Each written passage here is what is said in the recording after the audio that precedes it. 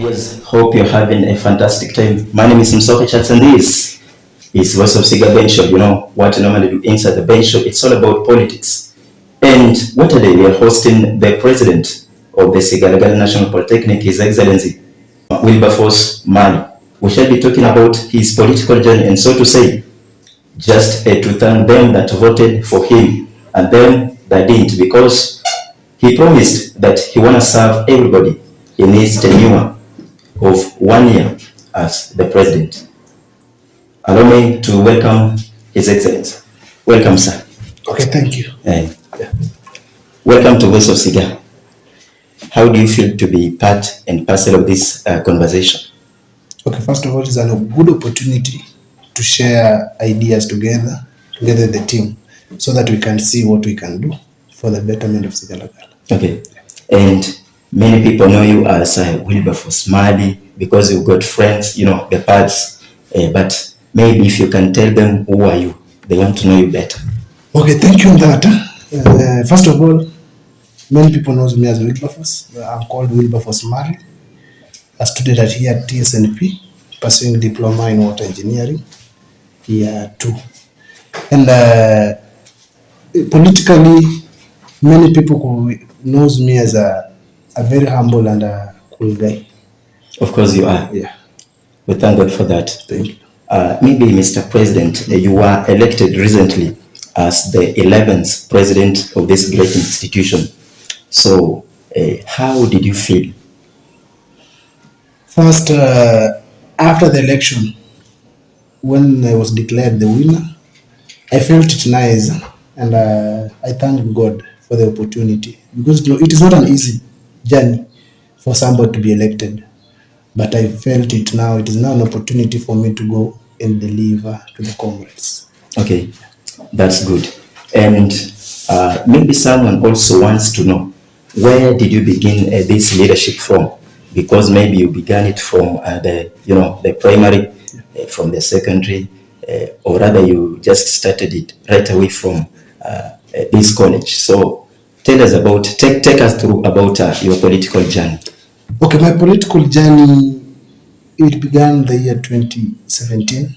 That's a political journey. But in the leadership forum, I began when I was still in class 4.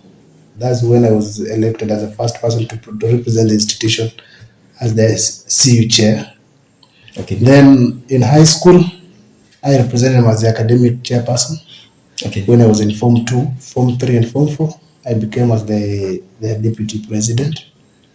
So in 2017, that's when I now saw it good, and I began the national politics, despite the fact that I was still young, but I participated there actively, and I was appointed as one of the youths in the ODM party during the national elections.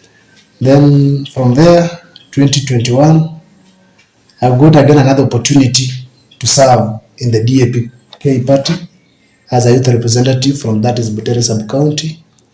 The 2022 general elections, I served there as the chief agent for the party in the whole sub-county of Butere. Then when we come back to the institution of Sigalagala, I joined this institution January 2021, and on the second day, I was elected as the vice chair of Kakamega Students Association. Wow. Yeah, the second day.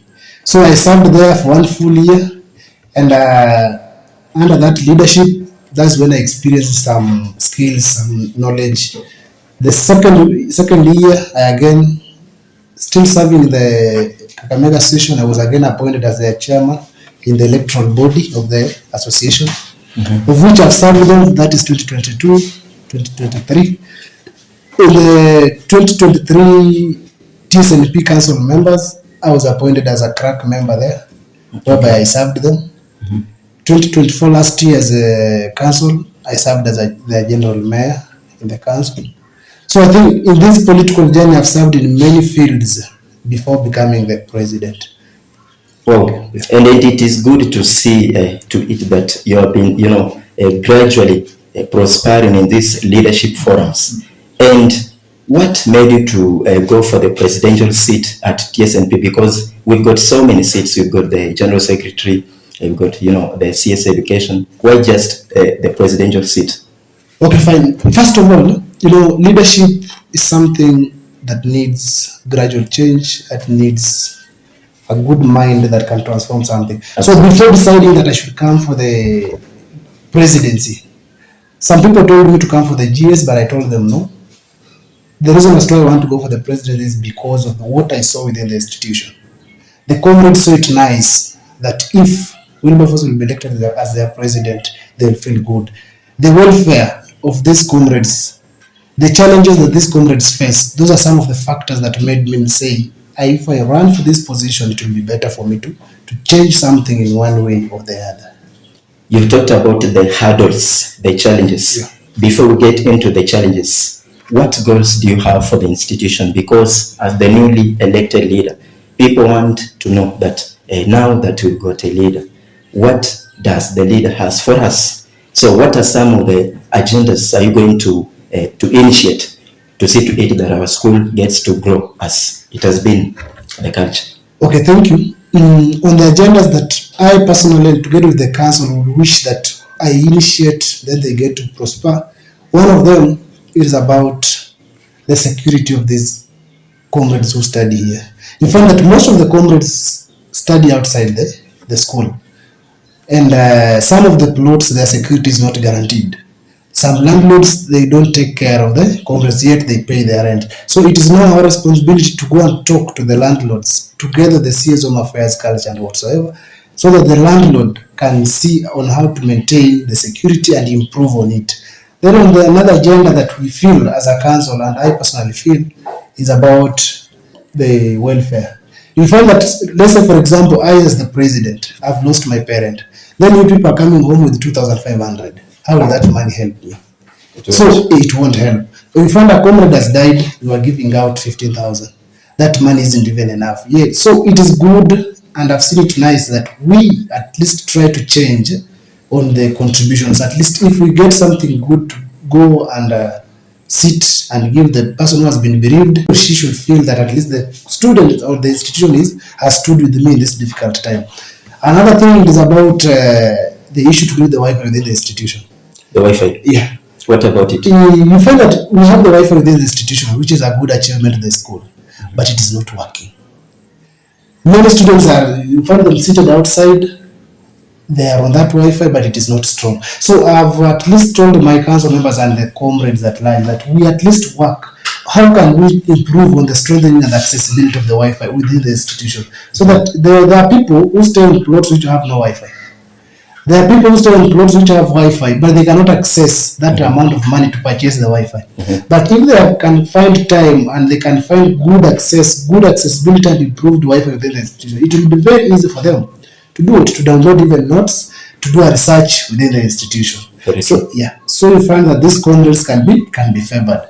Another thing that I feel we as comrades, or I as a student leader, should address, and this one, it is not like we are fighting the administration, but that is what is there.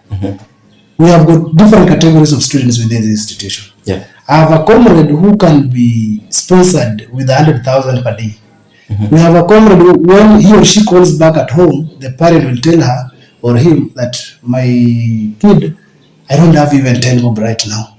So I feel it nice that when we make decisions as a council, or when we make decisions as an institution, we should favor all these categories of students so that each one of us can feel that indeed we are comrades and we are in the same environment, whereby the environment favors all of us. So we find that there is the issue of wearing closed shoe. It is a challenge to many. You know, the administration will say it is a law. Fine, they have placed it as a law. But when we walk around, comrades are complaining. Some of us are missing classes because we cannot access that closed shoe. Okay. We have this open shoe, but when we get at the gate, the gatemen and the administration don't want us to get in. So how can we work on it? And I've asked my council to at least we try these comrades to be allowed to go to class, study, because after the end of the day, you find that these are the people who pay school fees in this institution. They should be allowed time and chance to study. Yeah, allow me to cut you for some time. You've talked about the clothing, that is the dressing. You know, Emmanuel Care, the 9th president of this institution, came up with a slogan, learning and enjoyment. And for the Michael Orubi said that it is for welfare for all students. What about your own slogan that, when you come up with it or when you get to say it, people will see that there is going to be a tremendous change in this institution?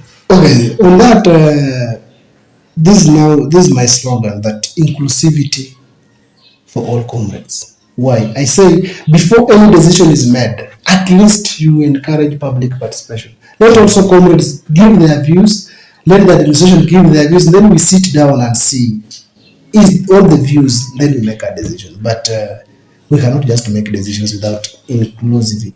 It is good you talked about inclusivity.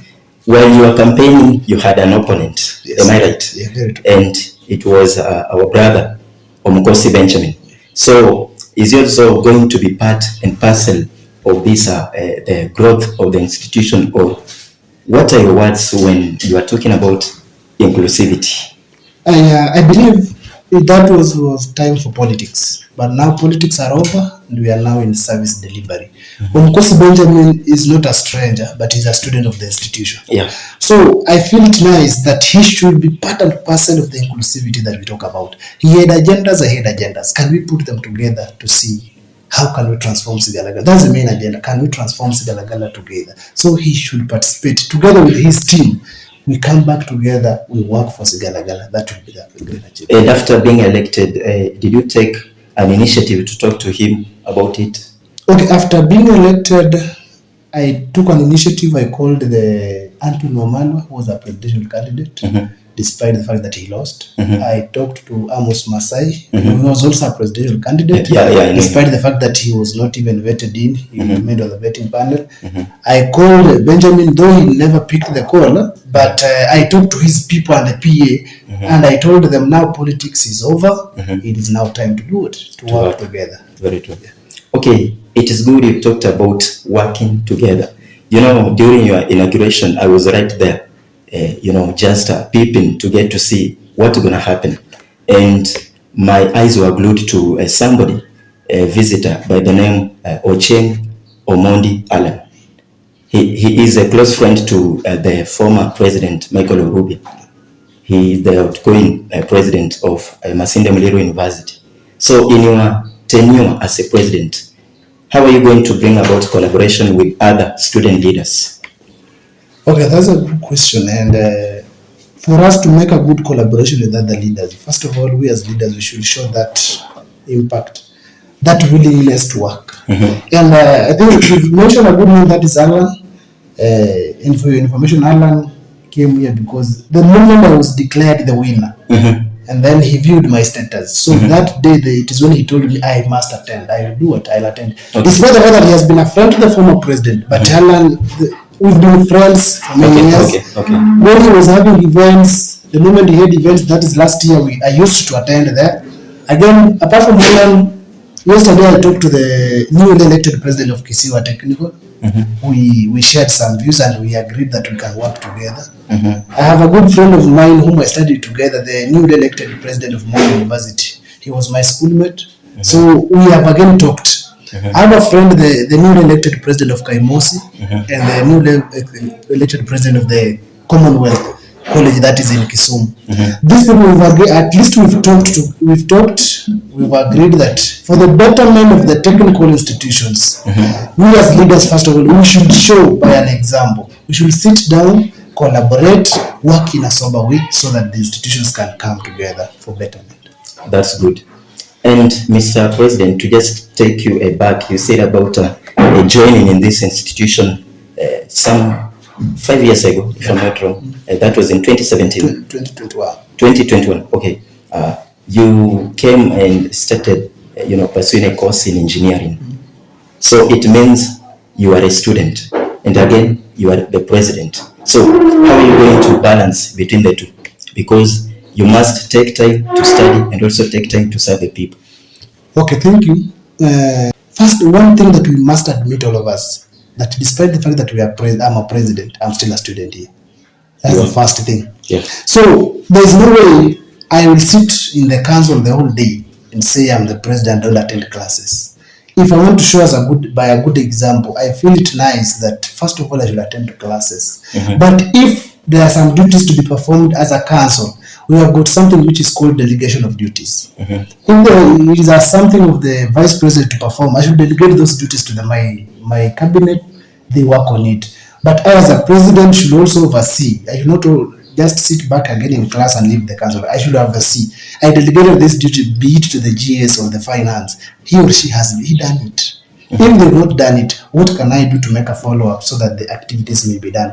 But I cannot just sit and say things are okay without classes, because at the end of the day, people will say, we had a president, has he passed exams? And if I have not passed exams, which exam will I have set to the people who will come after me? They will say no.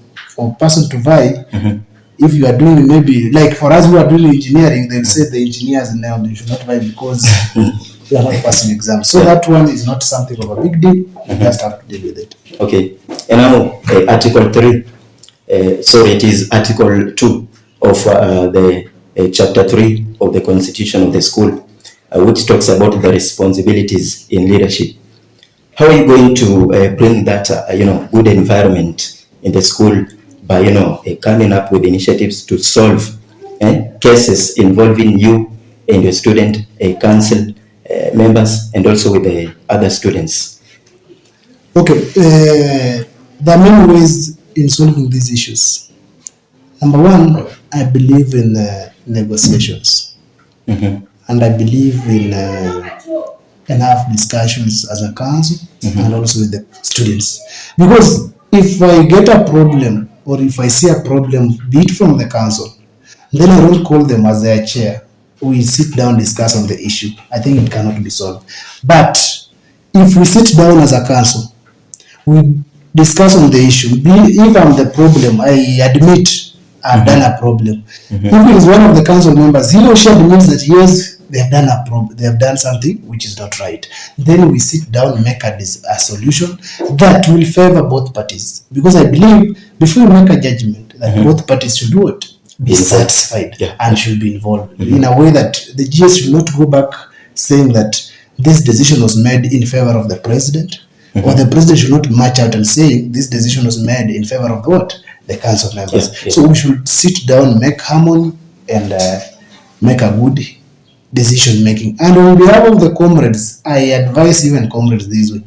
And if you are keen in my speech, I said I allow your views before we make decisions. I allow your advices before we make decisions. So I believe these comrades, in case there is a problem, that's why I've advised the council members, we at least have something called that is a baraza. If we get something like a baraza, this thing, it will help these comrades. How? They'll give their views. They'll give their challenges. Then as a council, we will sit down and see.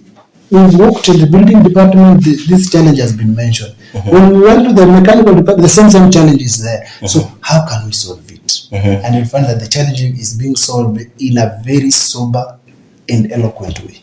Wow. Now, ladies and gentlemen, thank you for your time. We are yet to finish, but we are entering into the second part of our discussion. It all began with the man of care saying that learning and enjoyment, and also the slogan of the former president saying that it's about the welfare of the students. And now, your welfare, you talked about your own slogan, inclusivity of the now parents. Mr. President talks about inclusivity of all the comrades in matters pertaining the institution. Welcome to our second part of our discussion. My name is H.E So now as we get to finish, and maybe we talked about the good things we are going to do. What is that one thing that will remain outstanding? For Orubia, he talked about the good dressing code. What is that one thing that you want to achieve, that you say that this one I must achieve and it will make me to leave a legacy that people will commemorate me all the days of their life? Okay, thank you. The one thing that I just feel, if I exit power even tomorrow, that it should be dealt with, number one, is about that improving of that Wi-Fi within the institution. Wi-Fi. And number two, I only have the two. Then number 2 Okay. is about favoring both comrades in terms of that dressing code. Because most of them are crying. If I just achieve the 2, that the comrades are okay, at least they can enter the school even if they don't have that closed shoe. I'll go home smiling because I'll have achieved as a president. How are you going to favor it? Favoring it is just it is not a big task or a hard task to me, because if given mandate or if given opportunity to serve, You are already a leader. you are, I believe that I should not be talking about my position, but how will I change the people around me? Okay. How will the people feel that Wilberforce was our president? And this one can be done by I approaching the administration. They are the ones who gave this man together with the other regime. I'm telling them, despite the fact that you gave this memo, but the truth be told, the drop in academics in this institution, the drop in attendance and drop in the number of students here, communities are crying because of this and this and this. Can you allow these students at least to enter the school even if they don't have this closed shoe? They get their studies. Sir, allow me to cut you. You talked about favoring. So are you going to bring the slogan of my dress, my choice, or stance? It is not about my dress, my choice. Because again, you cannot wear a crop top and come to class. You can't. You'll be a temptation. But it will be a temptation. But we have got that boy who has got 2 trousers which are not official, like they are ragged. Yeah, they are ragged, but they are closed raggeds. Okay. And he only has the 2. This boy should be allowed to go to enter the school. Number 2, you have got this boy or this girl who has got this kind of shoe. They are butter. Those who went to boarding schools, you will find that they are worn by boys and even girls who are in boarding schools. And this boy or this girl has no official shoe, the closed shoe that you want. Can you allow this boy to enter into class? But if we just favor the administration, or we favor the comrade, the administration will say, now you are favoring the what? But it is a mutual discussion between the 2 parties, so that we tell them no. Even if you don't have the crop top, but at least allow these people to do what? To enter. Okay. Because there was a time I was campaigning, I entered into a certain house of a comrade. I found this comrade has only those 2 pairs of butter. The boy had missed a class for 2 weeks. Because he enters the gate, the moment he reaches the gate, he's told to go back to the house. Okay. Now the question is, the parent at home knows my son or my daughter is in class. The son in school is tamarking and is struggling with life, is not attending class. Who is losing? So it is upon me now to call these leaders, elected and even not elected, we speak one voice with the administration. We collaborate together with the administration. We make sure that at least some rules are looked upon. Okay, yeah, that will be good then, or it will be a relief or a sigh for the comrades. And now, Mr. President, again, we've just focused on the advantages, or rather the things you're gonna do in your reign. What do you think has been a problem in this institution that you want to solve it right away in your first few weeks as the president? Okay, as you get to the parting shot. As an institution, we should admit that we have a problem of teachers. Some teachers like not going to class to teach. We just have to admit it is a problem. You find that you have a class, the teacher is not there. Whenever he or she is called, he or she doesn't pick the calls. At the end of the term, the teacher will bring exams. They expect you to do it. How do you do something that you've never learned? So that problem, in collaboration with the CS Education, the first council meeting that I had with them, I told him one thing: make sure that teachers go to class. And how will you make sure that teachers go to class? Collaborate with the departmental reps, collaborate with the class reps, to see that if teachers don't go to class, within even if it is 1 food week, the second week, let the class reps report to the departmental rep. If the departmental rep cannot solve the issue, it should be reported to the HOD. If the HOD feels that he cannot solve it, the issue should go to the deputy academics and the quality assurance office, because we are here for quality education. So teachers should do it, and that is my responsibility to make sure that at least teachers go to class to teach. That's the main goal we came in. That is one of the demerits, and also you've got these people in the institution called the ABACOF. Have you ever come across them? I know most of them. Who are they? The back of I think, in my understanding, these are the people who finished school. You know, we have got different types of Yes. we have got two types of Abakov. Mm-hmm. We have got the Abakov who can add value to the institution, and we have got other Abakov who are just here To devalue the comrades. Why? Okay. You find that somebody finished school, he or she is doing business outside. Within even the street. That is a good Omukosi because he is making a good impact in to the community. Yeah. He is helping in the development of an economy within the community. But you find there is another Omukosi who, when he or she hears that political time is around to reach, they move from where they are, they come back to Sigalagala. They expect now the young candidates, the young aspirants, to pay for them their rent, to give them food, to buy for them alcohol. How will you change a community yet you cannot contribute in it? They are bringing intimidation. That if you don't give me 50,000, I will not support you. Or if you don't give me this, you are not going to win. Okay. But now the question in my mind has always been one: what if I win without your support? And did you also win out of their support? For me, I won because of the support of the comrades. Okay. The comrades believed in me. Even if some Abakofu believed in me, but me, I told them, let me first of all look for these comrades. Okay. They're the ones to vote. Okay. After looking for them, if they endorse me, if they feel I can lead them, now you are free to come, we can talk. But you cannot tell me that I endorse you, the Abakofu, and then you don't deliver. Okay. In my tenure, I don't believe that we sideline the comrades and believe much in Abakofu. We will not be going anywhere. Okay. It has been an interesting time to have you in our discussion. Yes. Now, as we get to the closure of the discussion, what are your parting shot to the comrades? For them that voted you into the office and them that didn't, because you have to serve all of them. Okay. My advice or my view to the comrades, both who voted in the government and those who opposed the government, is that we are done with politics. If you are in opposition and you feel there's something bad that Wilberforce is doing, it is good that you just bring on the table so that we can rectify.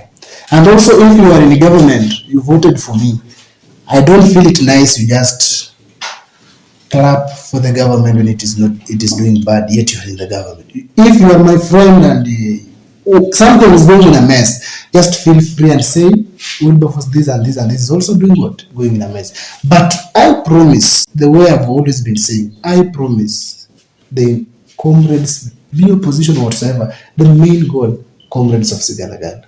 Whether you voted, whether you didn't vote, because you find during voting day, there is this challenge that has been affecting the ladies. Some ladies fear chaos. They just fear. So you find that most of the ladies don't vote. Why? They fear when they come, they will find hooliganism at the gate. And they may be harmed. How about sorrow? Yeah. But we men, we believe that we just go in that way, we will succeed there. So all these ladies now, they should not fear now, because we are done with that voting, we are done with everything. They should just come back to the table, we discuss something, we talk what is right, what is good for the institution, for betterment of the Sigalagala. Wow. Ladies and gentlemen, I won't end this without saying inclusivity for all, the slogan of the now elected president of the Sigalagala National Polytechnic. It has been a wonderful time, but remember, the next episode we're going to talk about Abakofu. Mind sitting and relaxing just to watch us get into the discussion that will be held just some times after the conversation. My name is H.E, and this is Voice of Siga. Have a nice time.